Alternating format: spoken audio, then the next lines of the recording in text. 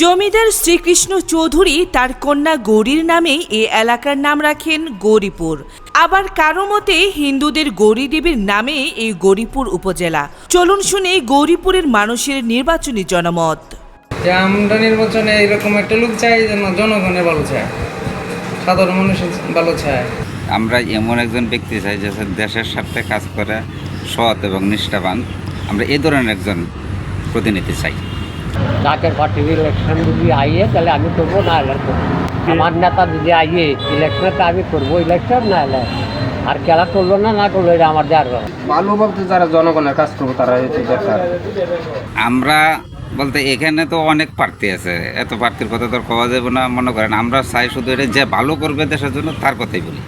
প্রয়োজন রাস্তাঘাট, আমরা তো এখানে আর অন্য ইন্ডাস্ট্রিজ নাই, মিল ফ্যাক্টরি কিছু নেই। রাস্তাঘাটগুলা বা স্কুল মাদ্রাসা এইগুলো আমরা চাই হইলেই তো ভালো হয়, আগের অবস্থাই হবে।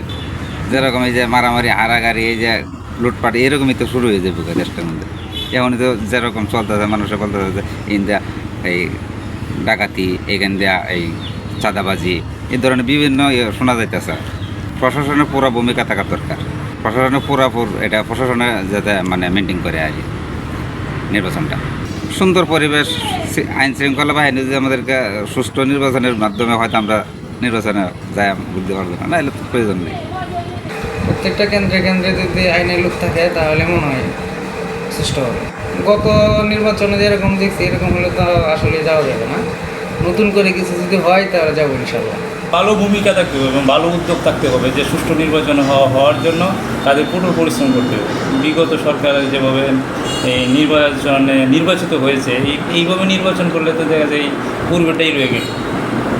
ঠিক আছে, এখন কিছু মডিফাই করে করতে হবে।